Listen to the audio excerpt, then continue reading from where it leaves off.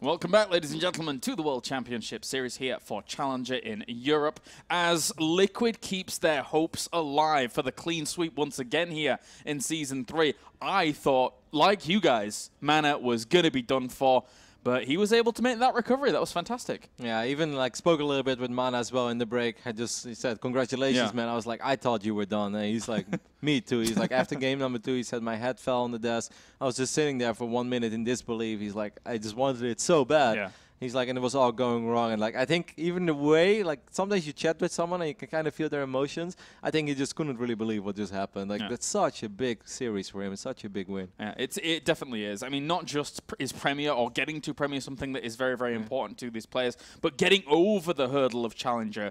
There's a lot on the line there. And we saw that for Happy, who was a WCS mainstay.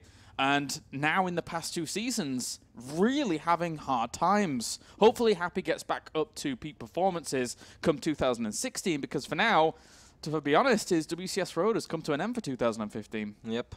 Maybe when we have Legacy of the Void, Happy will be back in full force. Maybe he flies around with a bunch of those Liberators.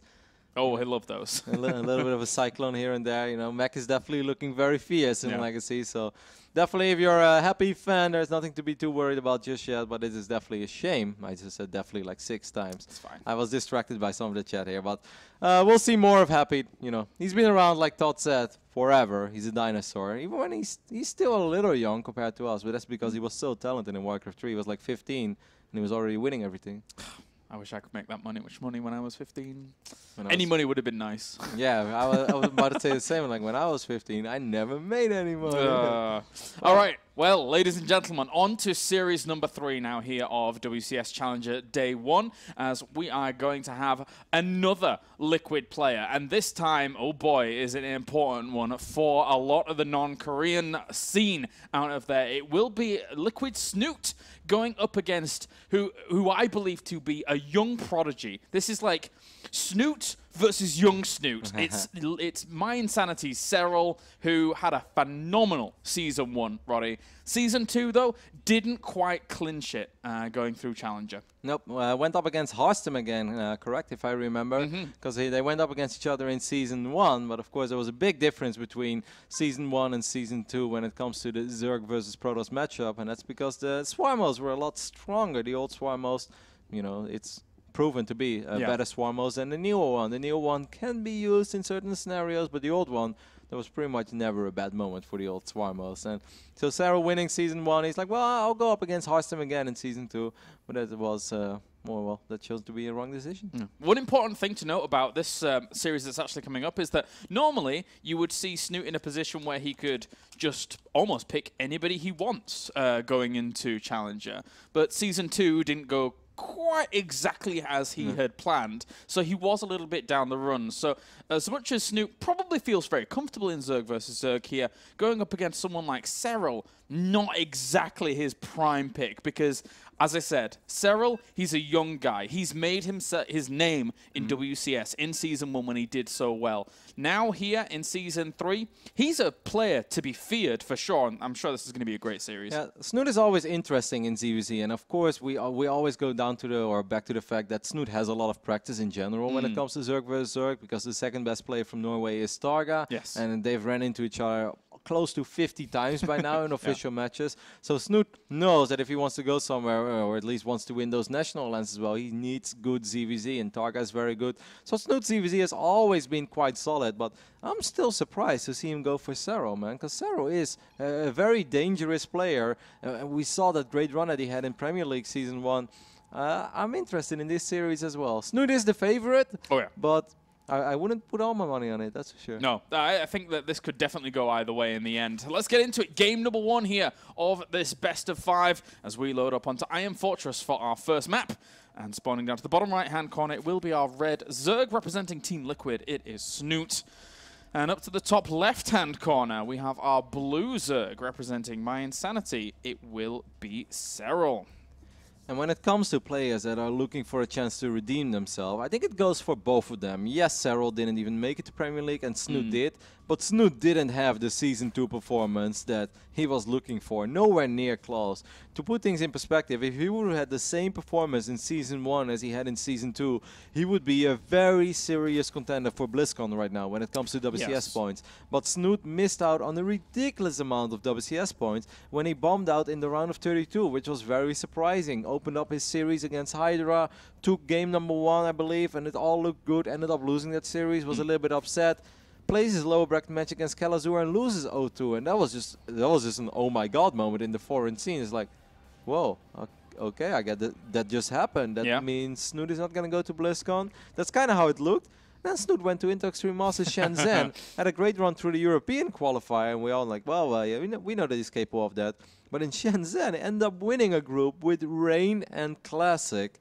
So made it to the quarterfinals. Unfortunately, in the quarterfinals, wasn't able to top TY, but still get it, a nice amount of points, which still leaves the door a tiny bit open. Definitely, definitely. The glimmer of hope is there, Roddy. That's for sure for Snute. Because think about it. Snute is very, very capable of doing the same as Little Bo from Season 2. Absolutely. Very capable of that kind of play. You make it to a final, that's bagging yourself 1,000 points. You do well in that final, and Snute, I don't think anybody has ever really put it past him or out of the realms of possibility that could be a potential for him if he has a good run in WCS. So still, Snute is looking for the grand goal, the grand prize at the end of the tunnel. I'm not going to lie, James. When I was in the start of the year, we're getting ready for WCS 2015, and I look at the player pool that we will most likely be working with throughout all 3 seasons. You look at the Koreans there.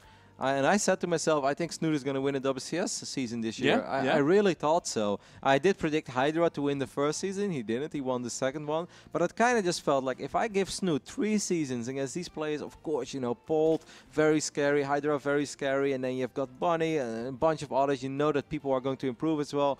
But I genuinely believe that Snute was capable of winning a WCS season. And so far, you know, Season 1, you could say, well, losing against Bunny in the quarterfinals, also not a fantastic run for Snute. Something like that could happen. But Season 2, you know, that was a complete disaster. So it really has to happen for him in Season 3. And I think a lot of people do still believe in Snute. Yeah, the end of it all is that this Challenger series here for Snute is potentially the gateway to much greater things for him because everyone expects him to do well. Likewise, on the other side of things, Serral, you know, he has proven himself in Season 1 in going into this Zerg versus Zerg.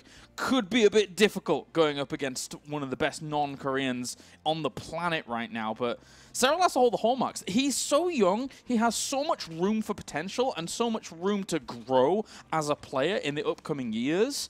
I think the sky's the limits for him as well. Yep, so as you guys can tell, obviously, by our little pre-game chat over here, things are exciting over here. I think it's going to be close, it's going to be hard to call, and there is a lot on the line. We're taking a look at the build orders for now as game number 1 of this cool best of 5 is well on its way. And so far, it's a mirror image, pretty much. I feel that Snute had a small edge when it came to just having a couple drones a few times a little bit earlier. But other than that, everything has been identical on either side of the map. Yeah, pretty much. Serral getting a few swell of Zerglings now to head on across and put some pressure on, but for the most part, he's getting his gases back home. He's getting his drones back home as well, as these 2 Banelings having morphed in at the front. If they were able to get a good connection, that'd be great, but great focus fire there from Snute. Will to start that off. Trades 2 Banelings for nothing, and then also gaps himself a lot of those Zerglings that are coming in to try and do some damage. This is just great. These are all small trades, but small trades do really matter in ZVZ. Of course, Snute's gas was a little bit later, which means that he had slightly more drones to work with. Serral had quicker Zergling speed, quicker access to maybe some potential play, and got absolutely nothing done for it. And over the past 2 or 3 minutes in the game, Snute has been mining more than Serral. It hasn't been crazy amounts, but he's been slightly outmining him, which allows him now to go up to 3 bases a little bit quicker and have a couple Zerglings out on the map for a little bit of map presence. So the early game skirmish definitely in favor of Snute. Maybe because of better build order, but also just because of that small defense that he just made over there, which he just lost the absolute bare minimum. And with Serral really delaying his layer, getting this Roach Warren at this particular timing, this is a big, big commitment here for Serral. Yeah. He has to do something with these 11 Roaches and do something quick because Snute eventually will attack him. Oh, perfect Baneling placement on the ramp. Out of vision there because an Overlord was pushed away by these Queens. Brilliant stuff. I do like this, what we see over here by Serral. Serral obviously going to be very aggressive, and this is pretty much a do-or-die attack for him in game number 1. Snute is going to spot it now. Snute is probably like, oh my god, that's a lot of roaches. He throws down the infestation pit, and I think that's something I wouldn't do, and that's why he cancels it immediately. I think that's very smart over there next to the roach farm, because this is not a game where infestors will ever have an impact on it. This is like, no, Snute, you need all the roaches you can get right here, right now. Get some spine crawlers, get whatever you can, and just survive. If you survive, you will most likely be in a very good position. Yeah. He doesn't know this, but we know that his opponent doesn't even have layer tag yet. So all that Snute needs to do is hold. Yeah, exactly. If he is able to hold against this, then... Oh, he's actually going to send the Zerglings around. Is he going for a full counterattack? That's nigh on crazy, but... Well, let's see how as well is going to deal with this. The Banelings are being saved at the back just in case the Lings are to come around. The Lings are fully gone for a counterattack with Roaches and Banelings just crashing on forwards at the front. Yeah, that may be a questionable call. Then again, it would have been hard for those Zerglings to really do a whole lot because there are so many Banelings over here. But Serral's, oh my god, look at the Banelings of Serral. They're just blowing up on all those Roaches. The Roaches from Snute were so clumped up. Snute could have done that a little bit better. Of course, the Zerglings are absolutely wrecking a lot on the other side of the map. Man, game number 1, already crazy. Already fiery, man. You're totally right. These Lings are still doing quite a lot of damage towards the main base. The naked mineral line is now exposed there in the main as well. Drone's been pulled off the line for Snute. He's losing quite a lot of them, but he'll eventually clean up these roaches, and this counterattack might be a complete saving grace after all of that. Yeah, that was perhaps very smart, because there were just too many Banelings near those roaches of Serral for the Zerglings of Snute to really have an impact. So Snute going for a counterattack, cross-map Iron Fortress while you're being all in. That is a sick call, but it was good enough. I'm a little bit surprised that Serral decides to leave there, as he was up 2 workers. Of course, he's down a base and he's down the layer. Yeah. And that is huge, I understand. But we have seen bigger comebacks than that. We have. You are correct. We have. Snute, though, in the end, just having the presence of mind to go for something that wild and just understand the matchup that well. He's like, well, okay, if you are putting all of your gas into this kind of assault, obviously, you can't have a layer behind this. So if I just go for the counterattack and do equal damage, job's a good one. I really like the call immediately. That's just great crisis management. That's a word we already mentioned earlier today, but it really comes down to some moments. No matter how much you play StarCraft, there are always new crazy scenarios where you just within a split second you have to decide what is the correct call here. And Snute cancels the infestation pit. Just perfect call, because this is not a game where you need an infestation pit. Cancels it, and then he goes for the counterattack, which is like, you don't really have a whole lot at home. But it was just smart, because there were too many Banelings around those roaches. Like, what is Snute going to do? You can't really micro, like, 10, 12, 14 Zerglings one by one trying to avoid detonations. That just takes too much effort, and by then you're going to slip on other things. So Snute just goes for the counterattack, which is a lot easier. The only thing he could have done better is maybe split his roaches a little bit, because all the Banelings from Serral blew up on like 4 or 5 roaches of Snute. But in the end, the counter attack, this was just good enough, man. It was all he needed. Really impressive stuff to call make that kind of call there in a high octane match, especially in Zerg versus Zerg, when everything is so fast. And can be crazy. But game number 2 is going to be on Dash and Terminal here between them. So another wild map. I'm loving these best of 5s, because I don't think I've casted a single ZVZ on Dash and Terminal just yet. I don't think I have either. I haven't had much opportunity to, admittedly, but still, I don't think I have. So awesome stuff. Let's get into it. Game number 2, ladies and gentlemen. At the moment, we have Snute leading 1-0 here in this best of 5 and looking to continue on Liquid's path here through Challenger. So we have... I'm going to put you here in front of a very difficult question. Who do you think is going to have more people in Premier League? The France nation, the entire nation of France. The entire nation of France. Or Team Liquid. Or Team Liquid. I think Team Liquid. Yeah? Yeah, I think Team Liquid. You got more faith in Team Liquid than the Frenchies? Yes, because I've had to deal with Todd for the past couple of years. But no, I do think Team Liquid, yeah. Okay. So, I mean, they looked really good last season, and this season going forwards as well. I think they will pull it out again. All right. Yourself? Do you disagree? No, I don't disagree. I think the Frenchies definitely have a couple of people that are favored in this series, but it's going to be hard. Well, you know, I'm a little bit worried for a next series, you know, for my fellow country buddy, Red. Of course, representing Team Liquid, so I think he has a very tough series ahead of him against Hero Marine, but I am excited to see it. Either way, James, go ahead and introduce the players, since I just totally interrupted you. That is totally fine. Spawning up to the north, it is our Blue Zerg. Representing my insanity, it is Serral. And to the right-hand side of this map here, one up in this best of 5, it is our Red Zerg. He's undoubtedly one of the best non-Koreans in the world. It is Liquid Snute. I wonder how many games both these players have played on this map as well when it comes to ZVZ, because I can tell you, James, even when you have this map upvoted on ladder or just not downvoted, so to speak, even when you play with non-vetoes, when you don't veto this one, you still play it very, very rarely. And that's just because so many other players out there veto it that, you know, it's supposed to be, if you don't veto anything, 1 out of 7 games is supposed to be on Dash and Terminal. Well, I feel that I have like 1 out of 15, maybe 1 out of 20 games on Dash Terminal, even when I've never vetoed it. And all of the games, they always play out in such a unique manner that even when you play this map 2, 3, or 4 times, it's very hard to say what is the correct way to play in it. Now, I must say, I think when it comes to Protoss and Terran, this matchup becomes very crazy, or when it comes to ZVP, because there's just so many crazy things you can do. ZVZ could perhaps still be a little bit straightforward. Maybe Dash Terminal is not as wild in ZVZ as it is in some of the other matchups. The one thing that really stands out to me for Zerg vs. Zerg and Dash and Terminal is that because the bases are so close by air, the Overlords can get over there really, really quickly. So even if it was a spawning pool first at a usual time, you'd still probably be able to get in there and check if the gases have been taken. So in Zerg vs. Zerg, that's of huge importance, and you pretty much get it for free on this map, that information. Yeah, which also limits some of the crazy things you can probably do as a Zerg early game. But I'm very interested to see where both players will take it in the mid game. Serral, once again, is going to have slightly quicker Zergling speed than Snute. That is the same scenario as we had on Iron Fortress.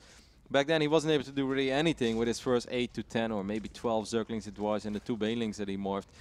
Because Snute just kept his head calm, sniped those Banelings with his queens, and then had 1 or 2 good connections with his Banelings against the Zerglings of Serral as the first Baneling nest is going down. And Snute has spotted it already, correct? Yeah. Yes, he has. And unfortunately for Serral on the other side, he actually moved his Overlord in such a direction that won't catch the Baneling nest going down there either. And Snute is limiting the vision by having this Queen troll all the way around, so he'll miss a Lava Inject for a little bit longer, but he's getting himself an Overlord for this. This is a lovely move. Yeah, and it's very early on in the game as well. It's super unpleasant to lose Overlords this quickly. You know, if you want to keep Overlords around because you want to see, you know, how many Zerglings is my opponent making or how many drones are mining, that's very useful. But you don't want to lose an Overlord that quickly. Serral looking to put on the pressure once again. Similar to how we saw game number 1 out from him, it was more him that was actually being the aggressor, looking to bring the fight here to a player such as the caliber of Snute, who is...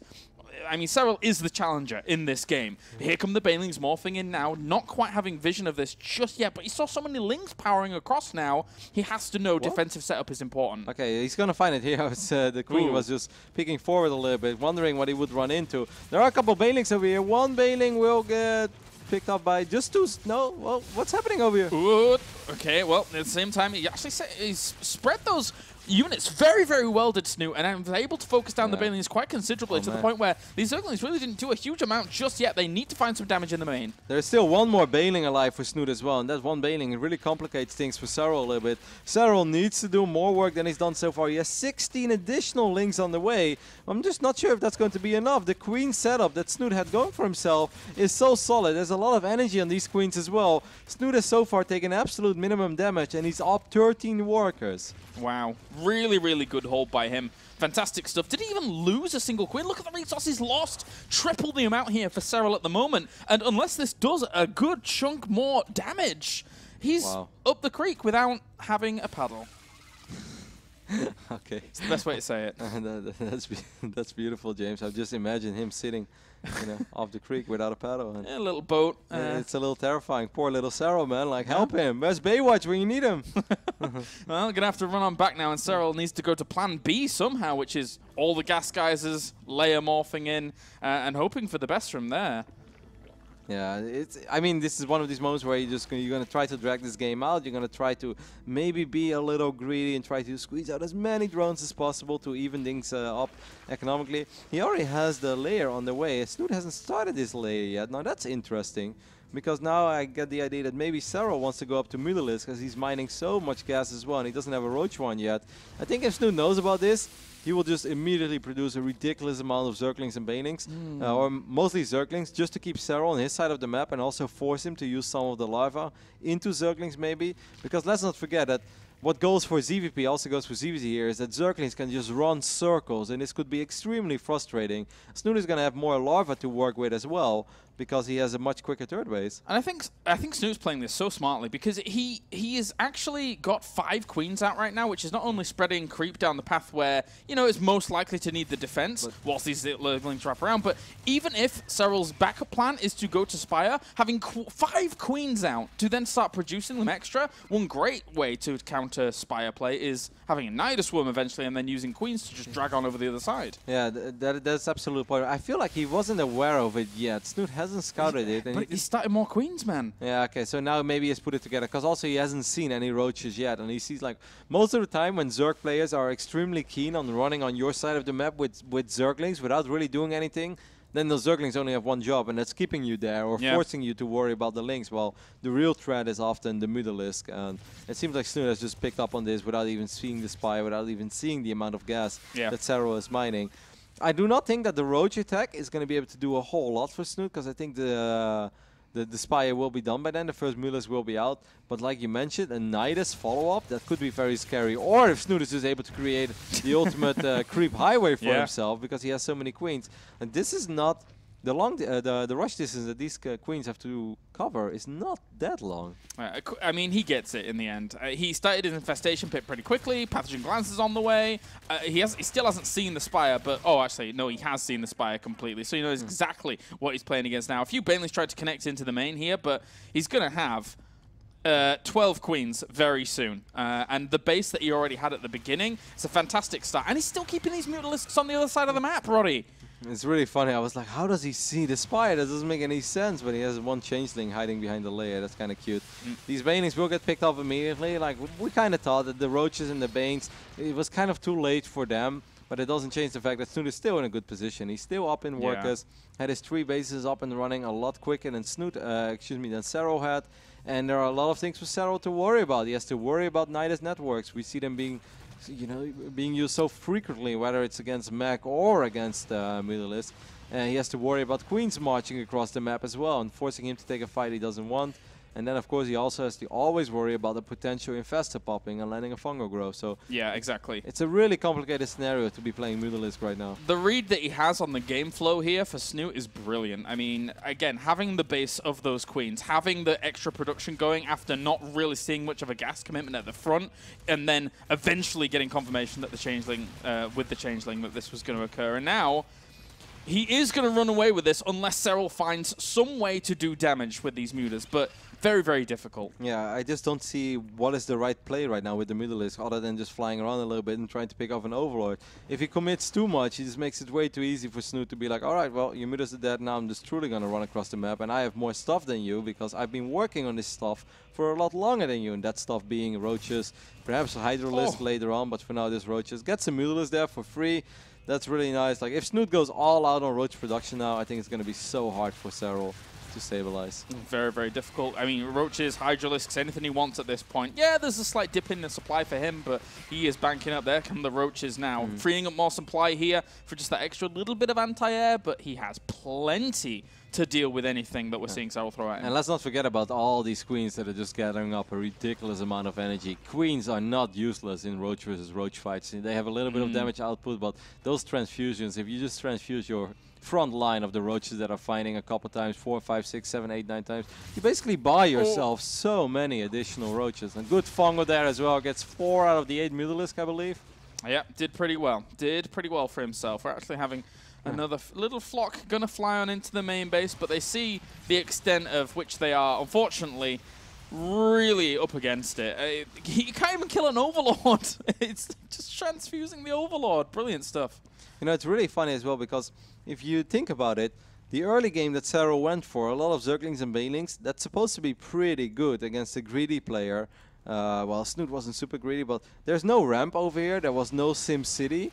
Snute just defended with ease with just a bunch of queens sniping banelings and having a couple Zerglings and bailing himself. Despite making 12 more drones, he didn't really struggle at all, didn't break a sweat in his early game defense. Really wanted to get the active creep tumors there and prioritize those, but unfortunately he didn't manage to catch this one at the left-hand side. He really wants that, slow down this push, but now is the war march here for Snute. He knows that he's in a confident position. He's been in this confident position all game long, and even in the previous game his hold was strong. So Snute here at the moment is looking at a 2-0 lead in this best of 5. Yeah, and a very quick 2-0 lead as well, and that always feels good. It's just one of those moments where, you know, just wanted like, when did my best 5 start? Yeah, that's right, I'm already up 2-0, you know, and I feel like I've barely even revealed anything. It's been my opponent trying to make plays twice in a row. I've just defended, you know, I didn't even truly reveal the way I really like to approach the mid game in this matchup. Now, we do know, of course, that Snute loves his 1-2 infester without pathogen glands and just sit defensively. That's the way that he's been approaching ZVZ for a while, sometimes getting that slightly later gas than most Zerg players. But it's been very solid what Snute has shown us so far. He waited a little bit too long here, I kind of felt, because he could have got a fight with 200 supply against 160. And now instead he's getting a fight against a maxed out Serral, but the fungals are so good. Yeah, he caught a lot of Hydras and Roaches up towards the top. Likewise on the left flank as well here as he's coming in from 2 angles, really trading off against Serral, who doesn't have the economy compared to Snute to actually go for these kinds of trades. Roaches and Hydras on the left take down some static defense, also pushing him with the right with the infested Terrans, looking to power down this location. Serral has very little left. Serral is counterattacking on the other side of the map. That's why his supply is still low, so high, but it looks like he has no units at all because he has a bunch of Roaches on the other side of the map. I think he's going to end up losing his evolution chamber perhaps over here as well, and that would just be super deadly. It's like 1 or 2 hits away. I think there's an infested Marine shooting at it, but he knows as well that there was just no way to turn this one around anymore, as Snute takes a very convincing 2-0 lead so far in this best of 5. That was brilliant game sense by him. Brilliant game sense to have the foresight after, obviously, you know, having those queens to begin with as a base is so good for that kind of defense if you're able to focus down banelings like that. But then the transition onwards, he started extra queens before he'd seen the Spire because he knew how much was being invested at the front and the possible transition to come along. Yeah, and I think it was really the Zergling selling it a little bit as well, because whenever your opponent is running around with links but he's not really doing anything and he's not showing anything else, he's like, well, then I kind of know what you're doing, you know, especially in ZVZ. And if you think about Dash Terminal, the rush distance by air is very short, so it could potentially be a great Mutalisk map, but the early game was just not where it was supposed to be for Serral. Made a huge investment when he was up to 24, 25 drones, Snute went up to 35 drones, and he just didn't really do anything. Snute lost 1 drone, you mentioned, in that entire defense, or maybe even 0. Very little. Yeah, he just lost Zerglings, and he kept all of his queens alive as well. Maybe this was just one of those moments where if you want to be aggressive against someone like Snute, then just go all out. Then don't even think about transitioning anymore. Save up even more links or start producing links even earlier. Because like this half commitment, it just seems like Snute is so good in dealing with that kind of stuff. You know, he reads it so well. Yeah. Perfect micro as well with sniping the banelings, and he, like I said, he didn't really break a sweat. And this could be a launching pad for him to actually get himself into Premier League and kind of redeem where he was in Season 3. Obviously, Team Liquid is wanting to have the repeat success from Challenger Season 2. But so do the Frenchies, James. So do the Frenchies. So do the Frenchies. We need to keep a little tally somewhere. But in Season 3, Snute can still keep his hopes alive if he's able to have a phenomenal performance. And after looking at his ZVP over in Shenzhen, after looking at his ZVZ here, his reads, his matchups could be getting very well-rounded. I mean, he had a little bit of practice, of course, in Korea, and he's been practicing a lot of ZVT, getting ready for that big match he had against Innovation a couple of weeks ago. Against TY, he wasn't really able to show it, but I spoke with him about it, and he wasn't too sad about it. He just kind of felt like he played all right. He's like, TY was really good. He said, I had a really bad night of sleep as well. You know, it was hot in China, and he went to bed too early. He couldn't sleep well. So he said, I still feel my ZVT is solid, and I have nothing to worry about. All right, well, let's get into it. Game number 3. This could be the final game of this series, at least, as we load up onto Cactus Valley. Down to the bottom left-hand corner, we have our blue Zerg. It is My Insanity's Serral, a young ambitious nerd. Ambitious guy who is looking to make it to the heights of StarCraft. He did so well in Season 1. We can call him a nerd, James. We're all proud to be nerds. I've been proud to be a nerd since I was like 5 or 6 or 7. So I've seen the pictures with your long hair. Oh, that was a little bit later, but even before that, I was into dinosaurs and space, and those were the only 2 things. Really? And video games, yeah. I was into little cars. Little cars? When I was young. You know, you could buy like one of those mats. It's like a printed mat with a yeah, road yeah. on it, and then you could drive your little car over the fake road. That's little Roddy right there. That's little Roddy with little cars. On the left top side of Cactus Valley, of course, we're looking at the main base of another Team Liquid representative. He's in a great position to close out this series. It is Snute. But let's not get too excited. We saw it in the previous series, James. 2-0 in a best of 5 is great, but it doesn't guarantee anything. Oh, and look at this. Snute already gets the favorable position in this game as well. So already that's giving him a little bit of an edge here as the favorite going into this series, and only now sees the drone going down to plant that. So he knows what the opener is from his opponent. It's a little bit more difficult to get in there and see if there's gas timings, but he might just go all the way with the information he has so far. Yeah, it seems like he is. And he's going to get a great read on this opening. Of course, for Serral, it's been an interesting year as well. We've been talking a lot about how big this is for Snute and how Season 2 was a disappointment for him. Of course, it was the same for Serral, because Serral was, together with Showtime, I would say, one of the Season 1 sensations, right? Everyone was talking about it. Of course, Kane and Pig a little bit of all. Like, Season 1 was a wild season where we had a lot of players overperforming, maybe some players underperforming a little bit. But Kane in the quarterfinals was a great story. Showtime in the semifinals, correct? That was a great story.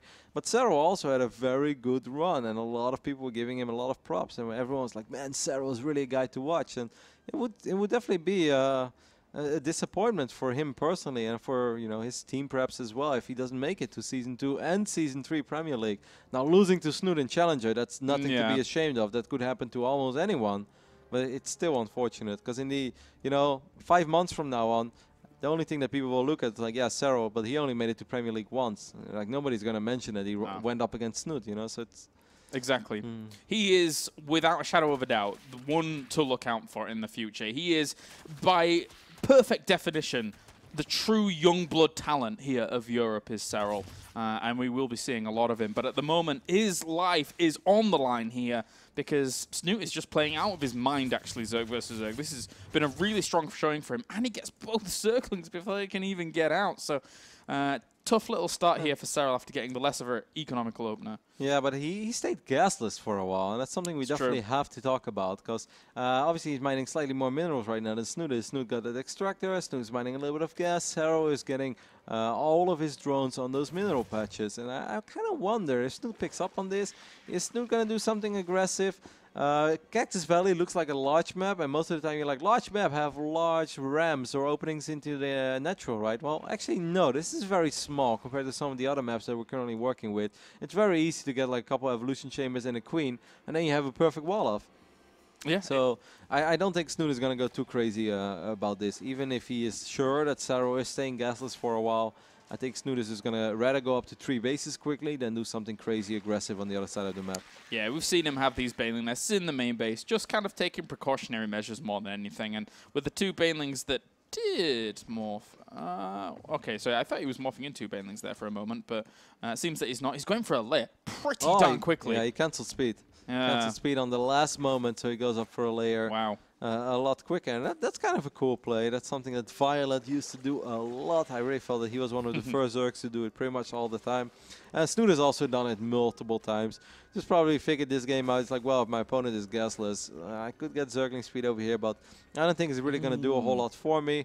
I do think this is going to be a roach game regardless, so I'm just going to ignore Zergling speed for now. Yeah, and he snuck in a +1. Because cancelling that speed, he sneaks in the +1 on the evolution chamber very rapidly compared to kind of a normal transition. Wow. So this could be a big hit on timing, but... Look at Serral, by the way. Yeah. Serral is not making 9 defensive roaches over here. Serral has been very aggressive throughout this series. This is actually great for Serral, and I know it sounds silly, but Snute just spots this hatchery, which gives Snute the idea, like, everything is pretty standard over here. He's going up to 3 bases. This is going to be a long macro game, right? Well, Could still be, but for now, Serral has no intentions of saturating that base anytime soon. He's just going to be very aggressive. Does not have a Baneling Nest, so it's going to be the 9 roaches reinforced by a lot of speedlings. This is the timing he needs to go for if he wants to keep himself alive at the moment, because if he doesn't kill in this timing, he's going to be behind the layer again. Yeah. But he doesn't even know fully about his opponent's position other than the 3rd base. So he has to do something big here to Serral. And I feel that Snute didn't overdrone like crazy at all. Like, he's 6 workers ahead, but I feel that he should be in a position where he could be 6 workers ahead, because he started producing units just a little bit later. Good hold position there as well. Keeps the Zerglings at bay at first. There are roaches shooting at the roaches of Snute now as well. Snute needs to pull a few more drains. He needs to buy a little bit of time. He has a lot of roaches on the way, and if Snute can get those roaches out, I think he's going to be in a great position, especially if +1 finishes up somewhere during all this. Yeah, if he can actually just hold on, then he is going to be in an amazing spot. And he's hardly lost any workers, really. 8 have gone down, yes, but it's still 38 to 36. And he has speed as well as +1 in the back of this, and he didn't lose his 3rd base during it either. Just another great hold by Snute. He's making it look easy. Yes, lost 10 drones in the process, but it's 3 bases. Well, you know, Serral does have his 3rd base too, but it's +1 roaches with speed soon, or the speed already finished. It's finished up against a Zerg that, you know, doesn't have lay yet, doesn't have +1 on the way, doesn't have speed. Yeah, Serral right now has to scramble. He absolutely has to scramble to keep himself alive here in Challenger, because if he doesn't, with those Zerglings that were looking for the counter-attack, and good transfuses will save themselves 1 queen for a little bit of time, but all of the while, I mean, this is keeping Serral back, and we could just see tons of roaches power out here, and he'll have such an advantage for ages with this kind of production. I really love how Snute just split up those 2, or separated those 2 roaches from the pack, and he got that final hit off on that 2nd queen as well. That's so nice. You know how great it feels to get 2 queens with 150, 160 energy. That's just like, I love it. I just got exactly what I was looking for. Snute starting +2 now as well. Now, of course, Snute has an advantage because of everything that happened, but it's also not game-ending advantage, because roach speed is great, but if you're not attacking, then eventually your opponent will get roach speed as well. The only advantage that Snute really has is in that upgrade, and that's pretty big, don't get me wrong. Like, upgrades are massive in roach vs. roach.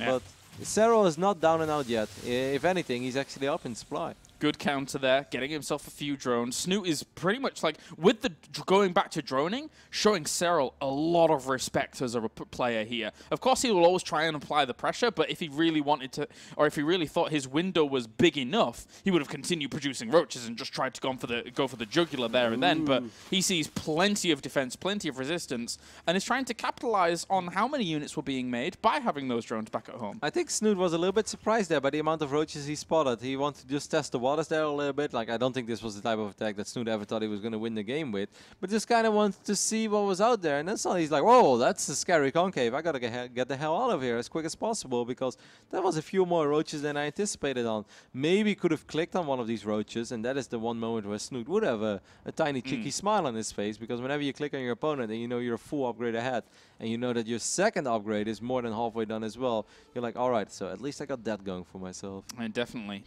At the moment, Serral is looking for a lifeline. He needs to keep himself alive here in Challenger, otherwise he will once again not be in Premier for the 2nd season in a row, when a lot of people have touted him to be almost a genius at such a young age when it comes to StarCraft 2. But at the moment, Snute, he's going up against likewise an equal genius in Snute, and he is holding on so strongly here in Zerg vs. Zerg. I wish I was young, James, because whenever you're young, you always get a little bit of extra hype because you're still young. That's true. That's true. If someone of Serral, if someone would have had the exact same results as Serral, but it would have been 26, people would be like, "Oh, that was a great run, but he's never going to do that again." But because Serral was so young, everyone's like, "Oh my God, the potential! It's the next Stefano. Innovation is shaking in his boots right now." Like, basically.